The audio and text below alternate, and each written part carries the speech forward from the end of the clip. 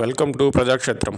గత కొన్ని రోజుల్లో ఆంధ్రప్రదేశ్లో జరిగిన 2 కీలక అంశాలను గమనిస్తే కూటమి ప్రభుత్వాన్ని, ముఖ్యంగా సీఎం చంద్రబాబు గారిని మాజీ సీఎం జగన్ గారు నడిపిస్తున్నట్టుగా అనిపిస్తుంది. ఆక్వా ఫీడ్ ధరల పెంపు విషయంలో ఆక్వా రైతుల ఆందోళన సంచలనంగా మారిన సాయికృష్ణ అదృశ్యం అంశాల్లో వైసీపీ వేగంగా స్పందించడంతో కూటమిపై రాజకీయంగా పైచేయి సాధించిందని చెప్పొచ్చు. ఆక్వా ఫీడ్ ధరలు పెరగడంతో తమకు ఇబ్బందని ఆక్వా రైతులు మాజీ సీఎం జగన్ గారిని కలవడం, రైతులతో మాట్లాడిన అనంతరం ప్రభుత్వం చర్యలు తీసుకుని జూలై 1 లోపు ధరలు తగ్గించేలా ప్రభుత్వాన్ని డిమాండ్ చేశారు. మరొక అంశం పరిశీలిస్తే రౌడీ షీటర్ గా చెప్పబడుతున్న సాయికృష్ణ మిస్సింగ్ కేసులో పోలీసులే సాయికృష్ణను చంపేసి కాల్చేశారనే ఆరోపణలు ఉన్న నేపథ్యంలో సాయికృష్ణ కుటుంబాన్ని పరామర్శించిన జగన్ గారు ప్రభుత్వాన్ని ఇరుకుని పెట్టారు.